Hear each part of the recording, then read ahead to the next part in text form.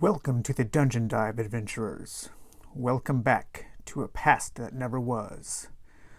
Welcome back to Dark Venture. Alright, so how's that for some practical special effects with a nice little prism there? Anyways, welcome back to the Dungeon Dive, and today we are taking a look at Dark Venture.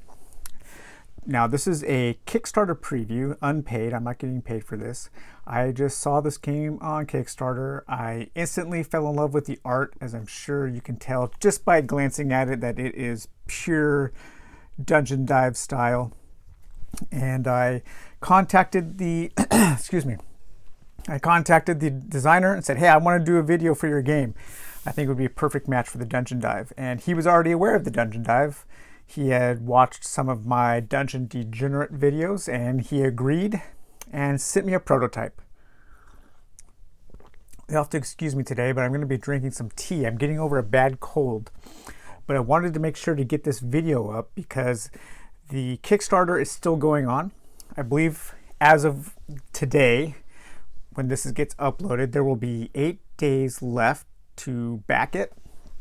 It's already easily made its money, but I would love to see it make more because if we can get it up to a couple more $1,000, it'll unlock a couple more awesome stretch goals. So hopefully we can get that done. So Dark Venture is an adventure card game for 1 to 4 players. This is a prototype, so everything shown here will change. I know for one thing, I believe the box is going to be a little bit bigger to hold all of the stretch goals and everything.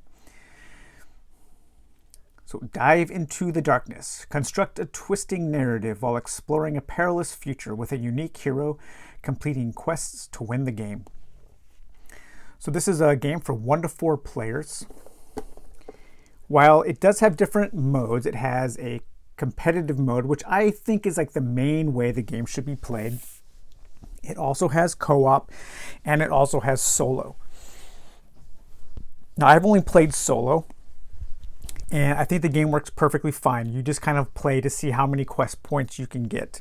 I think the game shines as a competitive game because the game that this most reminds me of is Dungeoneer. Dungeoneer, I will definitely be doing a video on Dungeon Dive for. This is an older game that I don't think has ever really gotten the due it deserves. It's a really fantastic, card-driven, competitive dungeon crawl that also has some very good fan-created solo rules, and that's the way that I usually play it. Just like there is a lot packed into these little boxes for Dungeoneer, and same as with Dark Venture. There is a ton of game packed in this box. I can't believe how much stuff is like, not just how many components you get, but the amount of game in here. Let's talk about the art a little bit first. So when I first saw it, I was of course struck by this fantastic art, and the old school aesthetic is so well done. The rule books are these little tiny books, and I hope these don't change because I love the size of these. I mean, just compare it to like a standard playing card. And they look like little comic books. A dark fantasy card game. They even have numbers 1, 2, and 3. And they're pretty well written. There's a few vague things that I've already talked to Rob about, so anything I'm finding, I'm pointing out to him.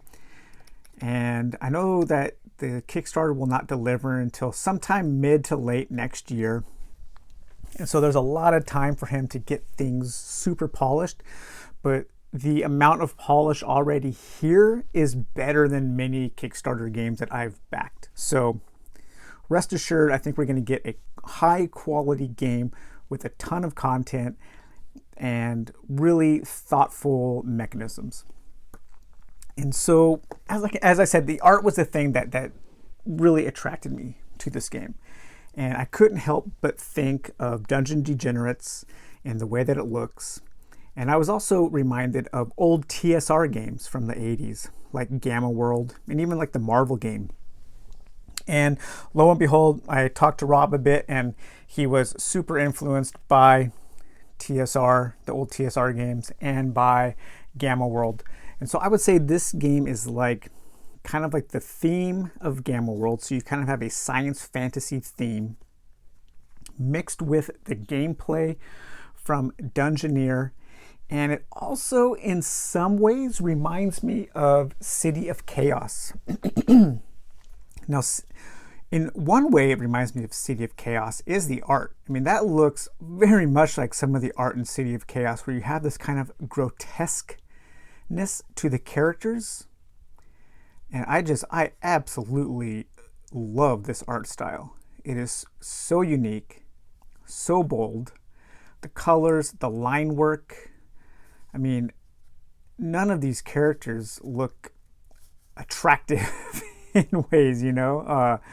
They're just, oh man, this stuff is so cool. Bill Kidd the Strong. I mean, look at that guy. So the characters have stats, and all of the characters, so you have heroes. So this is a hero. This is one of the heroes that a player can play. And so they have different stats. This is basically strength. I think it's called power, speed, mind, and luck, and then health. And then your character also tells you what weapons or items they start with and any special powers that they have. And they have a number up here which corresponds to one of the player tokens that you'll be using. Although the Kickstarter game will be coming with standees. And then you also have a faction. There are 13 different factions. And the factions basically just kind of represent, you know, certain factions can use certain weapons, or certain items can only be used by certain factions. Certain factions get bonuses when defending or attacking other factions. So it's kind of a rock, paper, scissors thing when it comes to the factions. I don't think there's not a lot of lore with the factions, although each of the characters does have a nice background written in one of the books. So the rule books are set up with such a way that you have a core rule book, and then you have a location guide and an actions guide. So these two together are kind of where this game becomes more of a text adventure game, something like City of Chaos, or even like the Fighting Fantasy books, the Lone Wolf adventure game books. So we'll come back to these in a minute, but let's take a look now at a hero setup. So as I said before, this game packs a lot of content and a lot of stuff into a small box. It really does feel like a much bigger game, because as you can tell, there's a lot going on with the hero here. So we have a hero card. So in this instance, I was playing a solo game with Ilvos the Warlock, and those are his stats there. And then it tells you what weapons and things that he has and powers. And then you put that on your hero dashboard. Now these dashboards, due to a stretch goal, they will be upgraded to where you'll have slots for these wooden cubes, because right now they just kind of slide around. And we all know that that gets kind of dangerous. One little bump and you could really mess up the game. But in your stat, you keep track of your total stat, which includes anything that you start with on your hero and any stats that your items, your equipped items, buff. Then you also have attack value and defense value based on your weapons and armor, so you can keep track of those with little tokens, which is really nice. You don't have to keep adding up everything every turn. And then you have cubes for actions. So on a turn you have 3 actions, and there are 8 different things that you can do with your actions. You can play a location, you can play a character, you can engage in combat, you can search for items, you can move to a new location, trade an item, pick up a dropped item, or equip/use an item. So it costs an action point to equip an item from your inventory into your hands or your body, or you can use like a potion from your inventory. And speaking of equipping, for armor, you can equip something on your body, on your head, and then you can also have 1 jewel. And these are kind of like trinkets, kind of amulets, rings, that kind of thing, and they give you certain powers. And then your armor gives you points of armor. Some armor will raise your different stats, and so does this. So all three of these will give me an extra point of mind, my mental ability. This one will give me an extra point of luck, and then both of these give me an extra point of power, and that is all represented up here. And same as your swords, so you have 2 hands worth of items that you can hold. This weapon here requires a 6 power, which I only have a 5 power, or it's 2-handed. So it's a heavy weapon, and if you're strong enough, you can wield it with one hand. I'm not strong enough, so I have to use both hands to hold on to this weapon. So at the beginning of the game, you're going to pick a character. You're going to get his starting equipment. This equipment here represents a few turns into the game. Then you're also going to draw a number of heroic quests. So these are the quests that are going to give you the most points towards your victory. And they range everything from simple pick up and deliver, to hunting monsters, to exploring the map, to finding certain items. There seems to be a good variety. And so you would pick 3 of these and then keep 1. And there is a chance throughout the game is 12 rounds long, and at the midpoint you can get another major quest. And you keep track of the game through this card here. So you start in sunrise and you work your way to sunset. So in one day you have to have a certain amount of points, or whoever has the most points wins. And at this point, at the halfway point, you can get another major quest. So the major quest I have here is to find revenge. So a hero from another land, be it by mistake or on purpose, has killed a local elder. You intend on seeking vengeance for his death. So for this quest, I had to go through the character deck and pick one of the heroes that wasn't used by any of the other players. And this is kind of my nemesis. So 3 rounds into the game, I spawn this character on an empty spot on the map, which we'll go over the map in a minute. And then I have to go to him and fight him.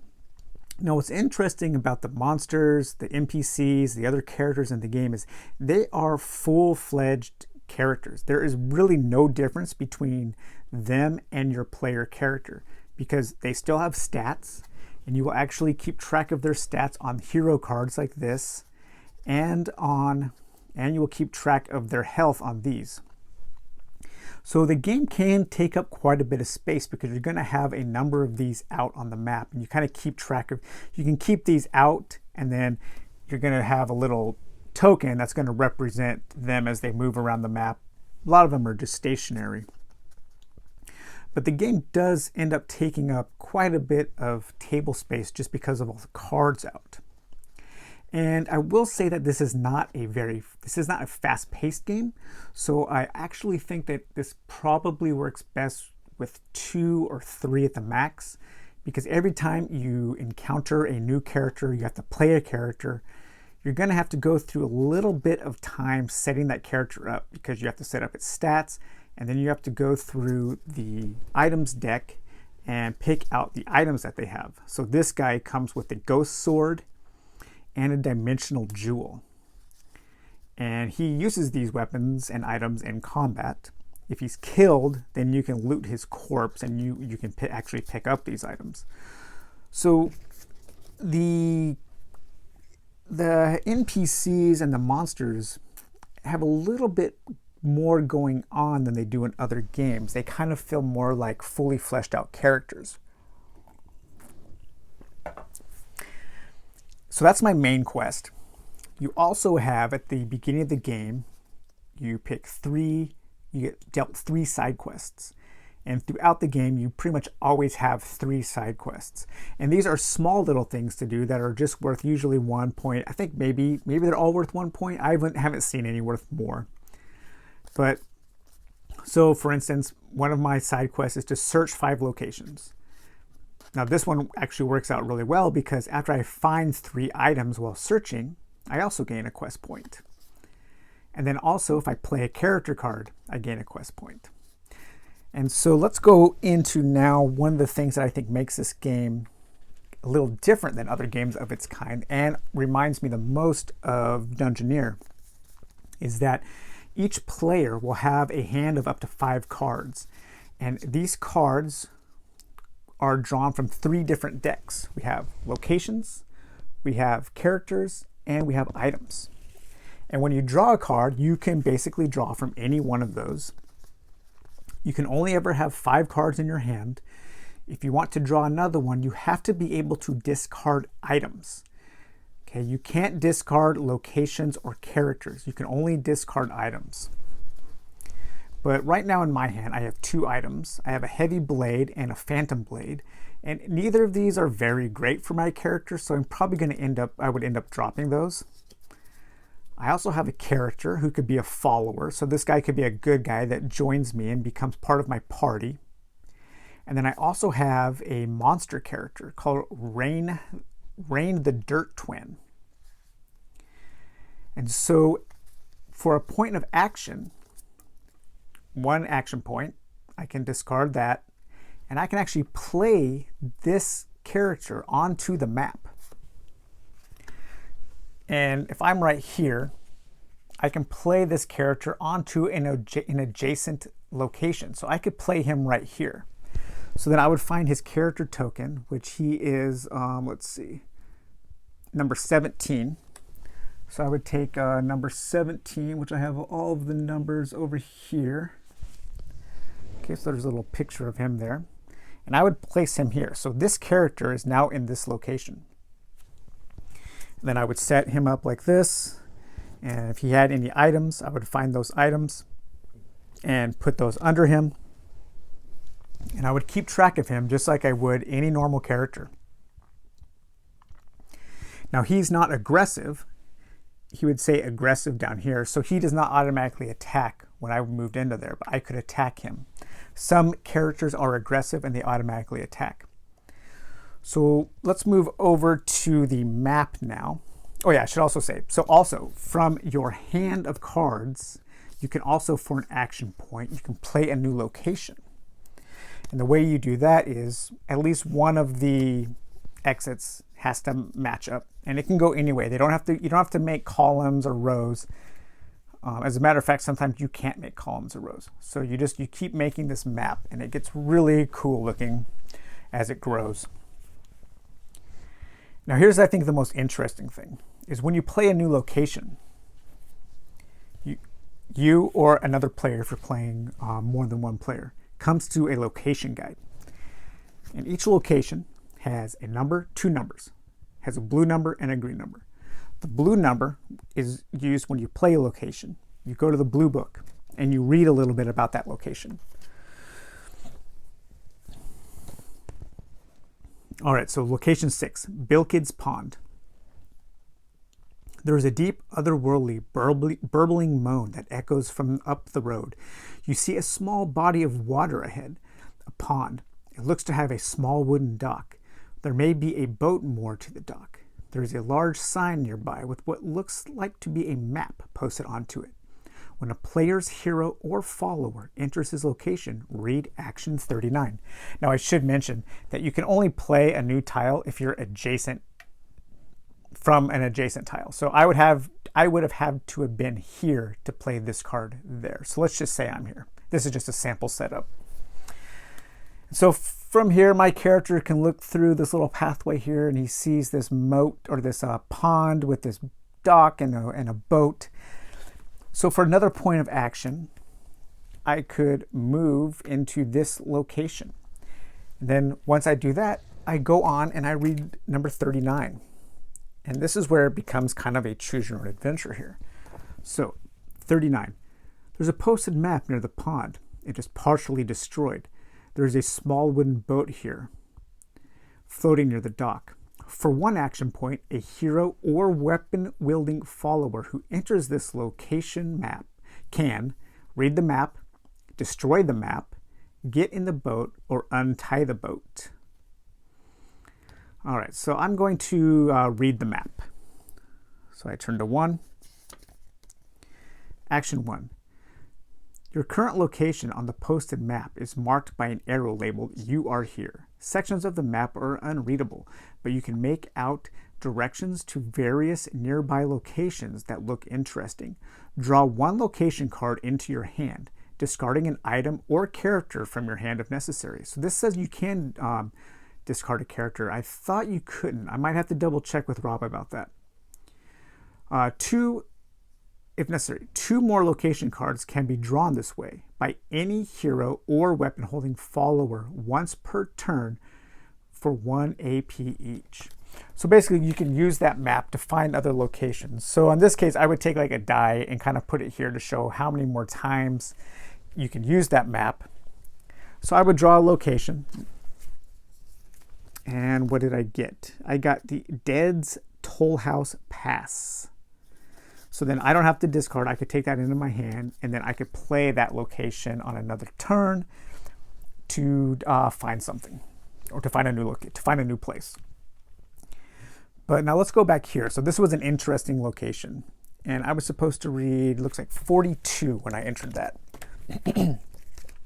Actually, let's read the location thing there. So this is the Orpal Abattoir, or a slaughterhouse.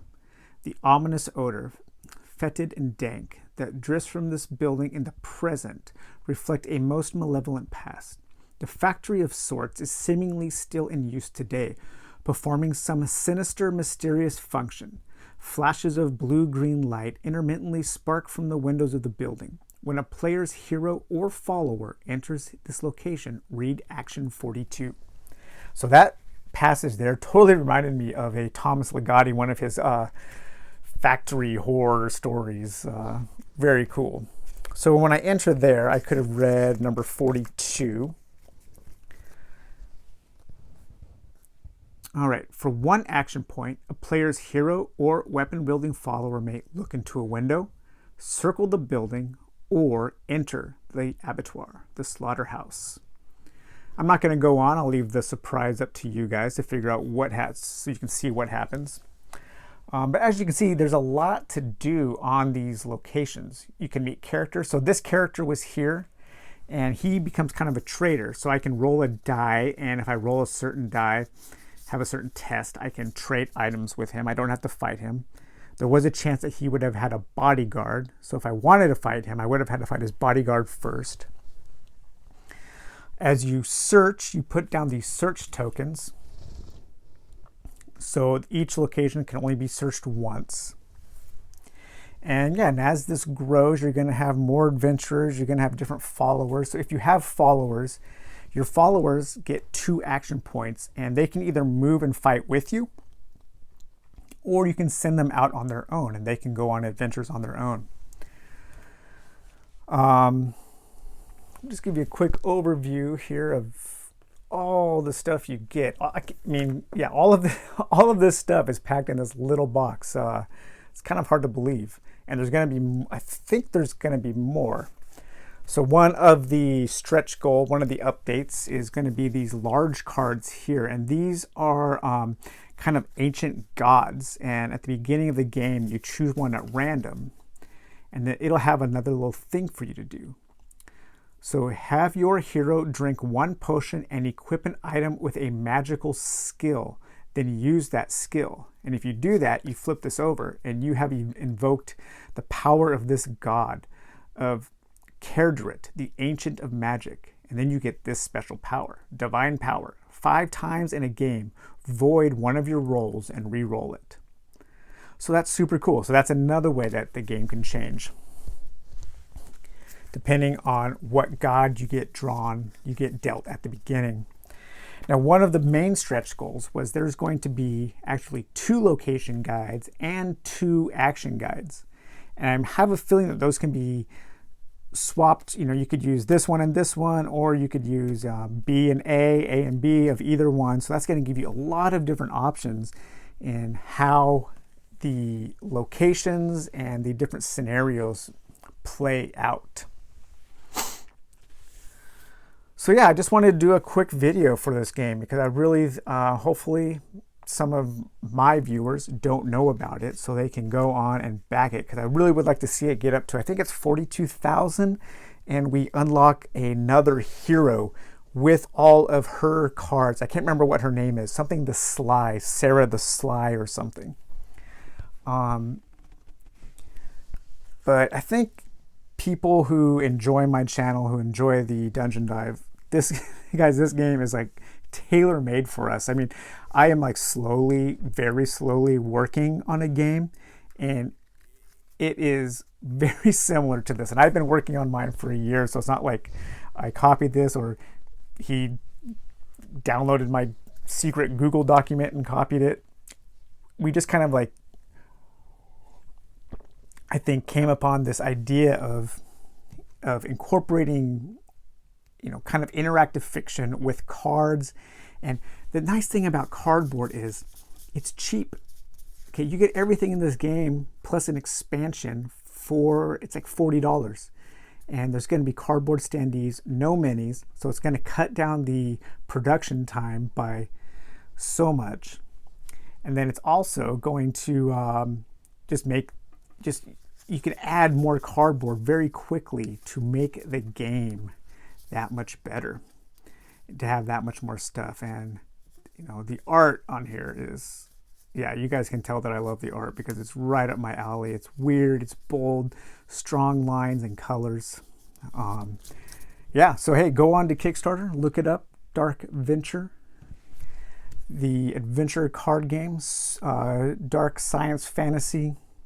If you guys like games like Dungeoneer or Gamma World or old school style adventure games, I think we're really going to love this. Can't wait to see what happens with the final product. So, all right, guys, well, that's it. I'll talk to you later. Bye-bye.